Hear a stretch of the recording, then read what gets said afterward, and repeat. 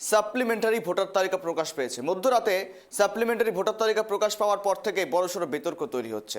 একই রকম ছবি দেখা গেল বসিরহাটে। একসঙ্গে ৩৪০ জনের নাম ডিলিট, তালিকায় নেই খোদ বিএলওর নামও। এই ঘটনায় কি নিছক প্রশাসনিক গাফিলতি, নাকি এর পেছনে রয়েছে আর অন্য কোনো বড় কারণ? উঠছে একাধিক প্রশ্ন। দেখুন, সোমবার গভীর রাতে বিচারাধীন ভোটারদের সাপ্লিমেন্টারি প্রথম তালিকা প্রকাশ করেছে নির্বাচন কমিশন। কিন্তু তালিকা প্রকাশের পরই একাধিক অসঙ্গতি সামনে আসতে শুরু করেছে, যা নিয়ে তৈরি হয়েছে তীব্র বিতর্ক ও উদ্বেগ।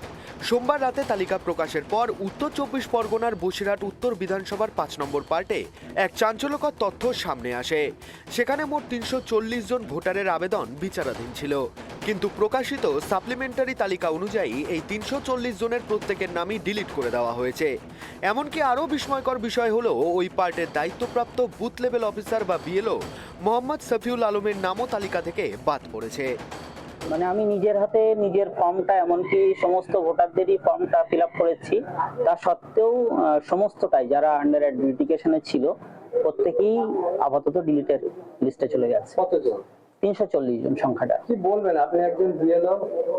আমার দিক থেকে কাজ পরিপূর্ণভাবে সঠিক ছিল, কিন্তু তার পরবর্তী ধাপে কোথা থেকে কিভাবে হয়েছে সেটা পুরোটাই আমার নজরের বাইরে, আমি জানি না। আমার ফাদার নেম মিসম্যাচ ছিল আমার নামের ক্ষেত্রে। আমি যথাযথ ইসিআই এর গাইডলাইন অনুযায়ী যে ডকুমেন্টগুলো ছিল সেগুলো সাবমিট করেছি, তারপরেও ডিলিট হয়েছে ওটা। কি বলবেন এই ঘটনা নিয়ে?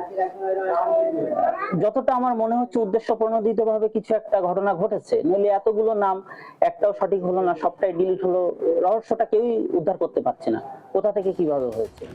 এই ঘটনাকে কেন্দ্র করে সংশ্লিষ্ট ভোটারদের মধ্যে তীব্র উদ্বেগ ছড়িয়েছে। যাদের নাম বাদ গিয়েছে তারা এখন ভোটাধিকার হারানোর আশঙ্কায় ভুগছেন। অনেকেই বিএলওর সঙ্গে যোগাযোগ করেছেন, তবে তিনি জানিয়েছেন যে তার পক্ষে এখন আর কোনো পদক্ষেপ নেওয়া সম্ভব নয়। আমাদের বুঝি ৩৪০ জন বাদ দিয়ে দিয়েছিল, আজকে আবার নতুন করে লিস্ট এসে তার ৩৪০ জনাই বাদ। তা আমরা এখন কি করবো? আমাদের এখন ভয়টা আতঙ্ক হয়ে যায়। আমাদের যে বিএলও ছিল, বিএলও আমাদের যে কাগজপত্র ঠিক করেছে, সে বিএলওরও বাদ দিয়ে দিয়েছে। তা আমরা এখন কি করবো? ভয়ে তো আতঙ্কে আছি, আমাদের কিচ্ছু ঠিক আছে না।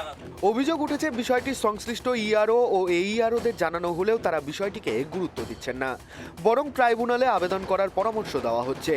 এদিকে ঘটনার তীব্র নিন্দা জানিয়েছেন বসিরহাট ২ নম্বর ব্লকের পঞ্চায়েত সমিতির সভাপতি সৌমেন মণ্ডল।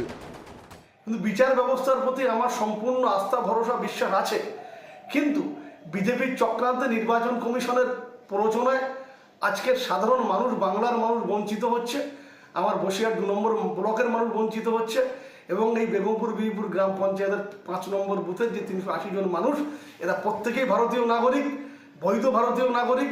পূর্বপুরুষ ধরে এরা স্বাধীনতার আগে থেকে ভারতবর্ষের নাগরিক, অথচ এদেরকে বঞ্চিত করা হলো। এটা দুর্ভাগ্যজনক ছাড়া আর কিছু না।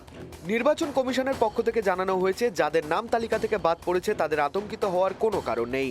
সমস্যা সমাধানের জন্য ২৩টি জেলার জন্য মোট ১৯টি ট্রাইব্যুনাল গঠন করা হয়েছে। প্রতিটি ট্রাইব্যুনালের প্রধান হিসেবে থাকবেন একজন করে অবসরপ্রাপ্ত বিচারপতি। যাদের নাম সাপ্লিমেন্টারি তালিকায় নেই বা বাদ গেছে তারা দ্রুত আবেদন করতে পারবেন। অনলাইন পদ্ধতিতে ইসিআই নেট অ্যাপ বা নির্দিষ্ট ওয়েবসাইটের মাধ্যমে প্রয়োজনীয় নথিপত্র আপলোড করে, এবং অফলাইন পদ্ধতিতে জেলাশাসক, অতিরিক্ত জেলাশাসক বা মহকুমা শাসকের দপ্তরে সরাসরি আবেদন করা যাবে।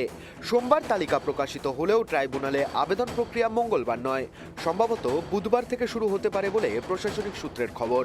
একটি পুরো পার্টের ৩৪০ জন বিচারাধীন ভোটারের নাম একযোগে মুছে যাওয়া, এই ঘটনা এক কথায় নজিরবিহীন। এদিকে শুধুমাত্র প্রশাসনিক ত্রুটি, নাকি এর পেছনে রয়েছে অন্য কোনো কারণ, তা নিয়ে ইতিমধ্যেই শুরু হয়েছে জল্পনা। এই ঘটনার নিরপেক্ষ তদন্ত ও দ্রুত সমাধান এখনই জরুরি বলে মনে করছেন সংশ্লিষ্ট মহল। বসিরহাট থেকে সিরাজুল মিস্ত্রির রিপোর্ট, কেটিভি বাংলা।